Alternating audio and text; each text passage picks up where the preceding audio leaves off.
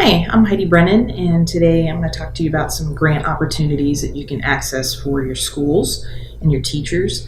The platform that I'm using today is the Adobe Presenter Video Express application. It is a free application that you can download. You can also publish any videos that are under 1 minute for free to either YouTube or Dropbox. If you happen to do a video that runs over a minute, there's just a $2 fee for publishing, which isn't too bad. So specifically, I'm going to talk about grants that you can access for implementation of mathematics and science. And there's 4 parts that I want to speak on today, and that will be grants that you can access through the Florida Association of Science Teachers, also known as FAST, the Florida Council of Teachers of Mathematics, also known as FCTM, the Math and Science Partnership Grant, which is the MSP, and other STEM opportunities that you can access from local business partners. So first, let's talk about FAST. FAST, again, the Florida Association of Science Teachers. I have links that will take you to the paperwork to register for these grants, but you can also easily access them from their main web pages. You do need to be a member, but it's only a $25 fee, and you get a lot more than just grant opportunities when you're a member of this organization. You have access to lesson plans, you have a whole community of other science teachers that you can access for assistance. The deadline for this particular grant is coming up in September, and this particular travel grant is for a teacher that may not have the funds or a school that may not have the funds to send them to the regional NSTA conference.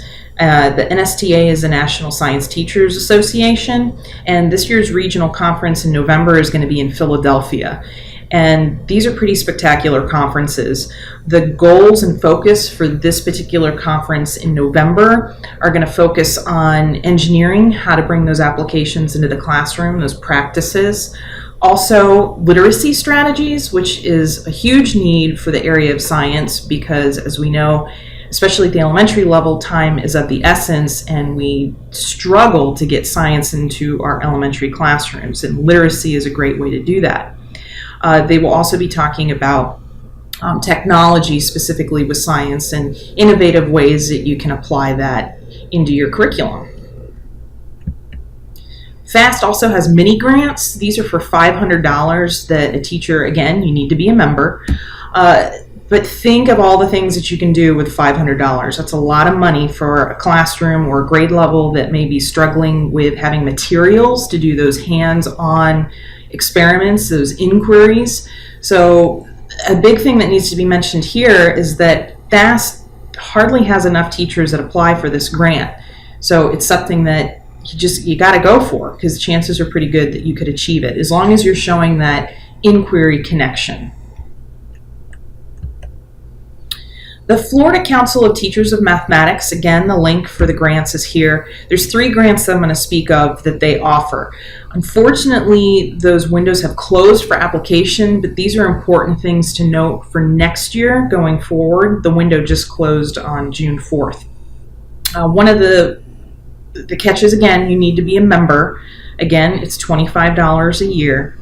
And they offer mini grants, again, just like the Florida Association of Science Teachers, to implement mathematical practices into your classroom.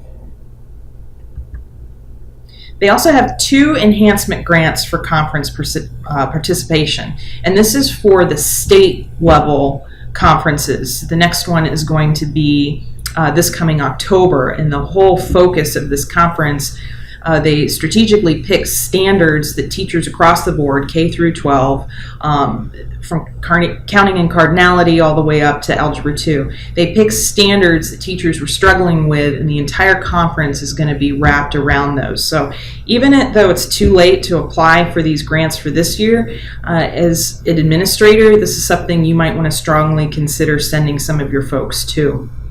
So anyway, the first enhancement grant that they offer is for $500. You need to be a presenter at the conference, which I think is a really important thing. And as you can see, I put up who can apply. This one, you need to have at least 4 years in the classroom, and you also need to be a member.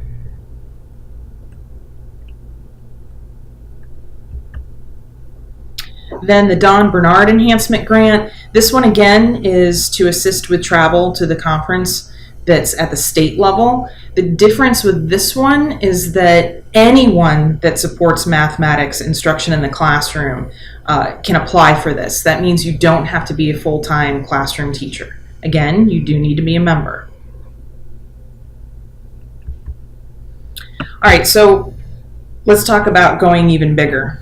The National Science Foundation, NSF, through the National Department of Education, offers what they call MSP, or the Math and Science Partnership Grant. And through our Florida Department of Education, we award these. It's a 3-year grant cycle. The grant cycle has closed until 2017. We're getting ready to go into our second year application of projects. But the reason I want to talk about it now and to get everybody thinking is because it's a pretty extensive application. It's called an RFP, or Request for Proposal.